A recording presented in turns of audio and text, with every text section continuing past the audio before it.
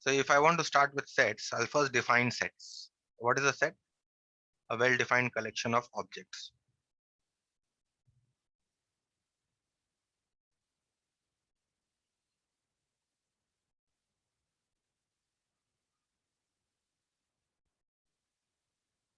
It's called a set.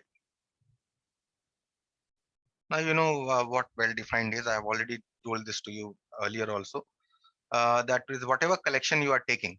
Okay, that collection will form a set only when you can define it. Okay.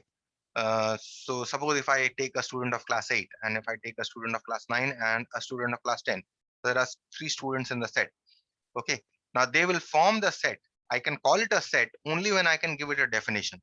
So what is the definition that I can give? I can call them all students of MCES. Okay. The set of students of MCES. This is one. So okay, they have to have something in common with each other so that we can define. Okay. Now you know that a set is represented by capital letters. So if I want to define the set as A, and the elements within I can define as in this way. The set is always defined as set of capital letters. Um,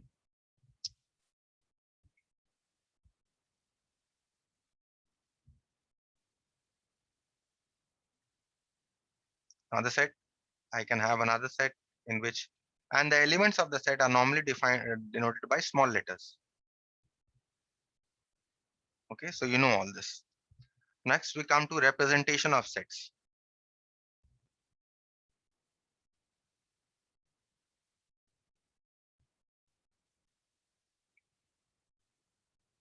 There are two ways to represent sets. One is called the tabular form or the roster form.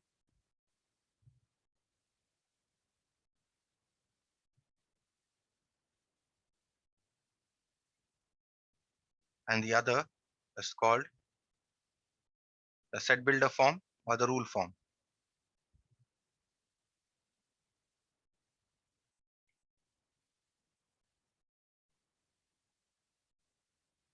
Okay. Now, when we are doing inequalities, if you remember, we were defining all the solution sets in set builder form, right? Normally, set builder form is used to represent big sets where you cannot actually write down each element. Suppose there are 1000 elements in a set, then how will you write? You are actually going to write down 1000 elements? No. What you do is you use the set builder or the roster form. Most generally, it is used for infinite sets, mostly. Okay. So let us say that I want to write the following sets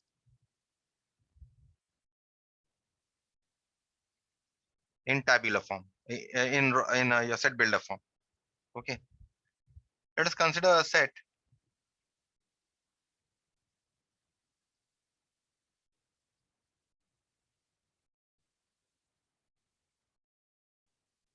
Okay, this is a set. Now I want to write this. This is given to you in tabular form, right? And this is obviously an infinite set, right? Because I have not listed the last element, so I don't know how many elements are there. So how will I write this as a set build in set builder form? First of all, what I'm going to do is I'm going to define a variable within the set. Let us say x, and I'm going to give a such that sign, a colon. Colon sign represents such that sign, or you can also give a vertical line like this. This sign is also such that. Okay. So x colon x such that. Now you see all are odd numbers. Now how do you represent odd numbers? We write x is equal to 2n minus 1. What is n here? We define n as set of natural numbers. This is the set builder notation. Now, how do you check? Now, you see, if you put n is equal to 1, you'll get 1. If you put n is equal to 2, you'll get 3. If you put n is equal to 3, you'll get 5, and so on. So this variable x will actually generate the set. Okay. Let us consider another example. Let b is equal to uh, 0, 2, 4, 6, and so on. How will I represent this in set builder form? I will define a variable first within the set x such that x is equal to 2n. And this time, what should n belong to? Should n be a set of natural numbers? No, n should be a whole number because 0 is also included. Okay.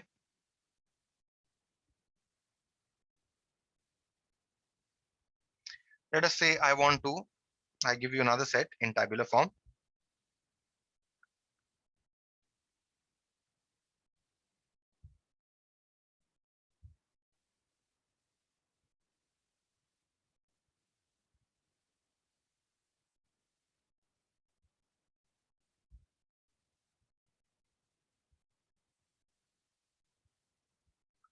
Okay, this set.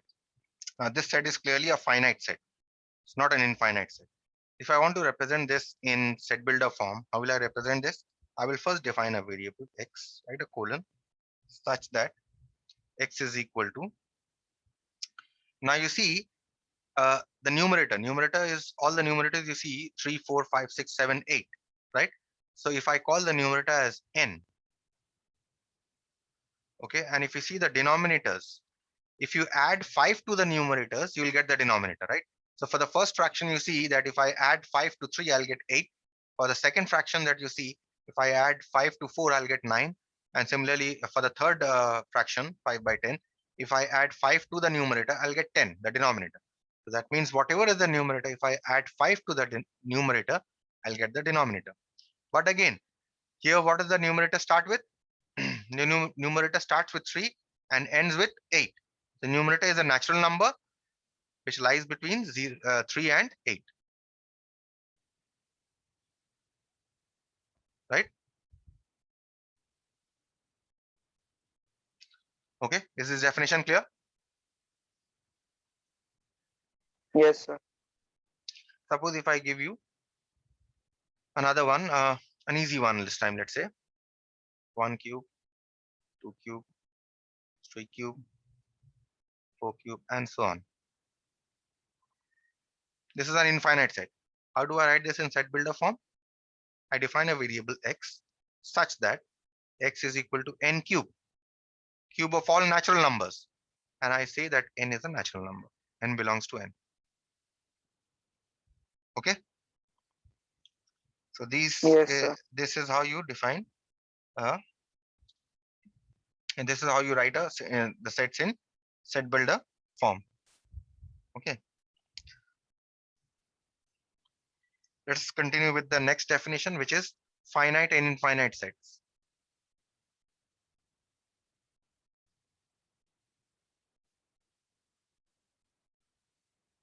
You already know what is a finite set, what is an infinite set.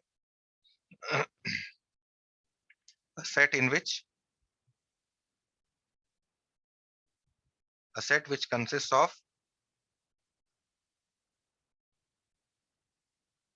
a definite number of elements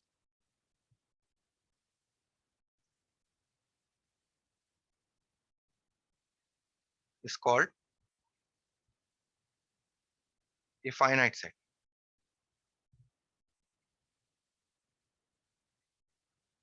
Otherwise,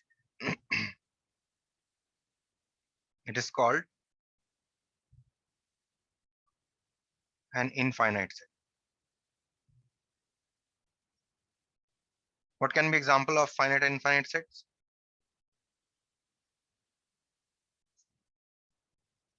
Suppose if I define the set A as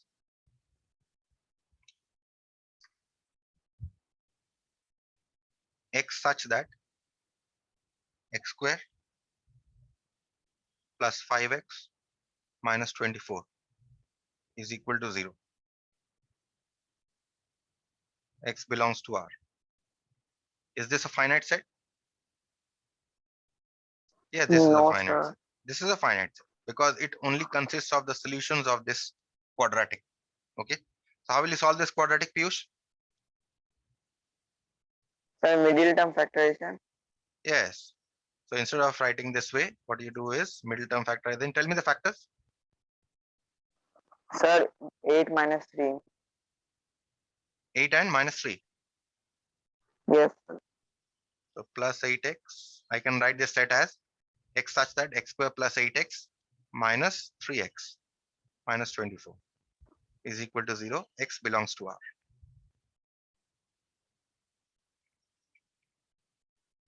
Which I can write as x such that x plus 8 into x minus 3 equal to 0. X belongs to R. That means what is this set? This set is nothing but minus 8 and 3.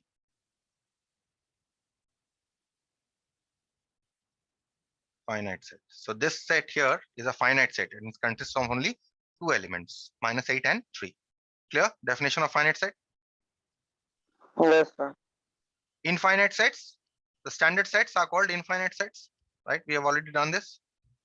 The standard sets are infinite.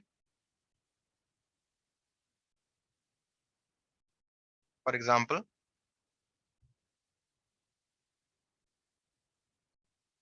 you have the set of real numbers.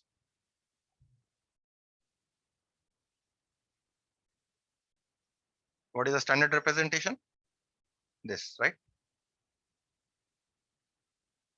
Set of rational numbers.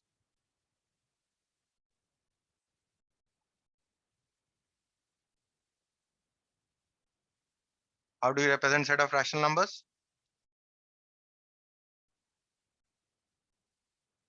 Okay, by Q.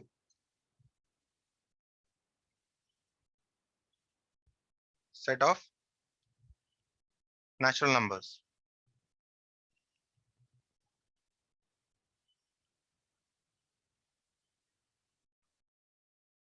Okay, set of whole numbers. Now set of whole numbers, as I told you, the very loose representation of the set of whole numbers is W. Okay, you can use this notation W. The W is not actually a standard notation. Okay, normally what we use here is when we talking about the set of whole numbers, normally what we use the notation the N union the set singleton set O. Okay, the set of natural numbers taken a union with 0. Okay, is called the set of whole numbers. This is a very loose representation. This is the actual representation of the set of whole numbers. Okay, these are your infinite sets. These are also the standard set which you must remember and which we shall be using. Next definition is that of an empty set or null set.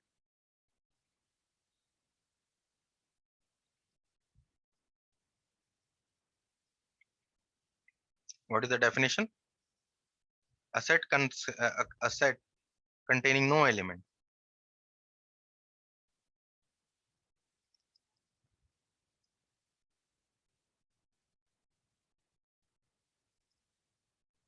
is called an empty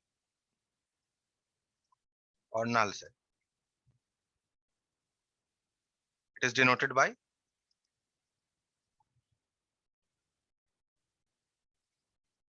curly brackets, which has nothing in it, or the symbol phi.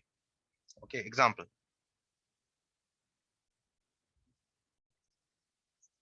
If I give you the set A is equal to x such that x square plus 1 is equal to 0, where x belongs to a set of real numbers. This is a null set. Why is it a null set, Piyush? Sir, because it contains nothing. Because if you solve this equation,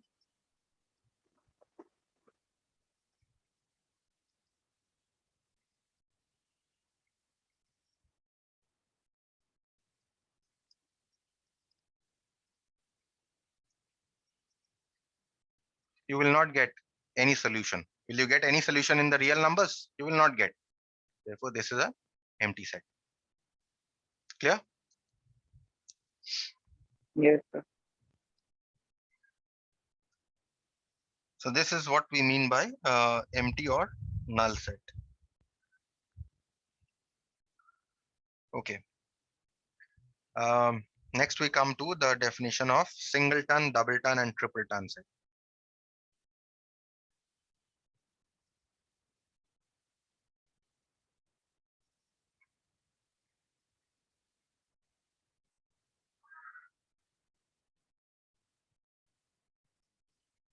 A set which contains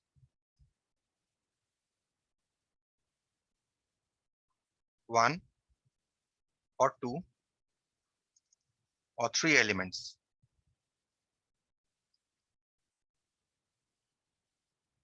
are respectively called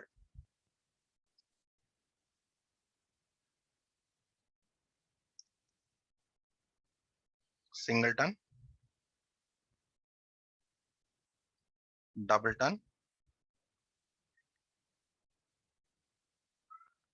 or tripleton set. Okay.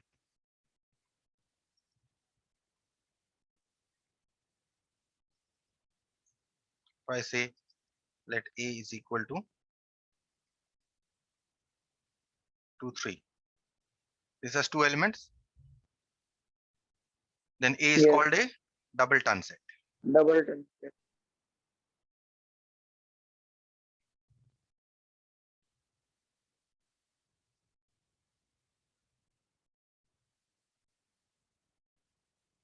Okay. Similarly, if you have three elements, you can have tripleton sets and so on. Next is the very important concept of equal sets.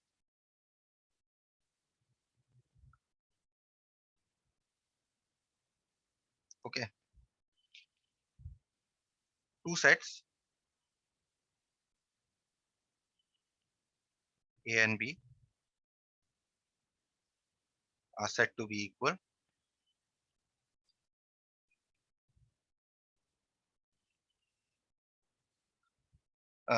if they have exactly the same elements.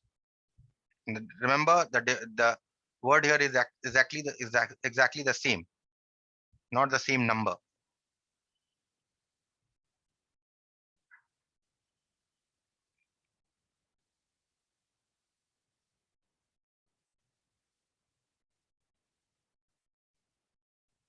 The number may not be the same. For example, let us have a set A is equal to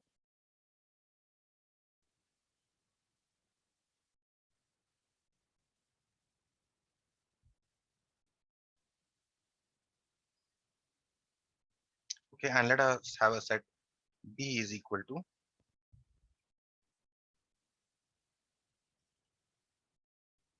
are they equal? Yes, Yes, they sir. are. They are equal here. They are equal here because they have the same elements. The number may not be the same, but they have the same elements. You see, one is there in A, one is there in B, two is there in A, two is there in B, three is there in A, three is also there in B. Similarly for A and B, all are there. But in A, if you see one is repeated here twice, A is repeated twice. Okay, that does not matter. So two sets may be equal even if the cardinalities are different, even if they have the different cardinal number. Okay, we'll come to the definition of cardinal number later.